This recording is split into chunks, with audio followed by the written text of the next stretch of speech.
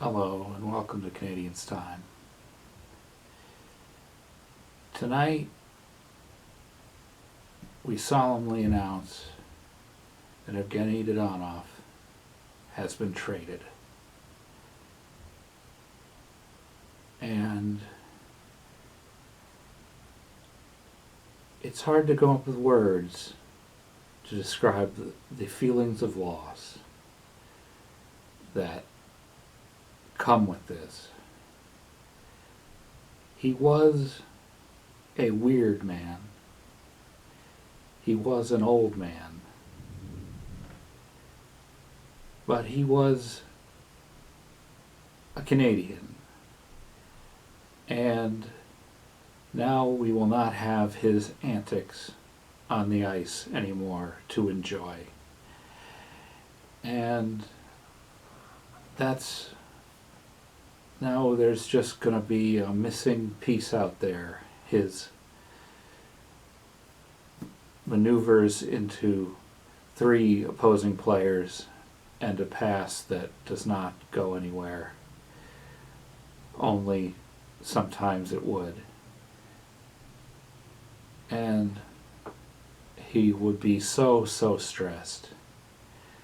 And maybe in Dallas he will feel better and feel relaxed, and maybe it just will feel nicer down there for him.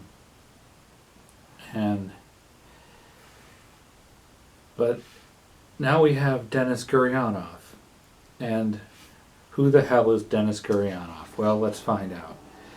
So I looked at the pieces that came out written by the fine Canadiens reporters and just the hockey reporters out there. Marco D'Amico in Montreal Hockey Now says that he has 2 goals and 7 assists for 9 points in 43 games, which is why he was able to be traded, because his production's down. But he also, in the bubble season, put up 9 goals and 8 assists for 17 points in 27 playoff games. So that was quite an achievement. And in the Montreal Hockey Now piece, there is a fantastic picture of Gurianov, which I encourage you all to look at. Ryan Praught of A Winning Habit describes him as a speedy player, especially for his size, who can score 20 goals in the NHL, having done so in the 2019-20 season. So he has some potential there. Then again, so did Dadonov.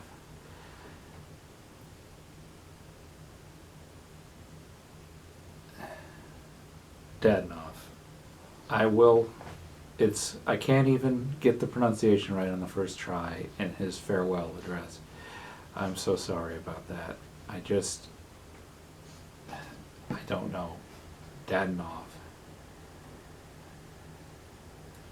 Jared Book, in Habs Eyes on the Prize, says, don't look for him to be a playmaker, but he's solid off of the rush and entering the zone. JFresh posted his statistical thingy. Says he's a speedy shoot first step forward with some offensive skill, especially when it comes to creating shots.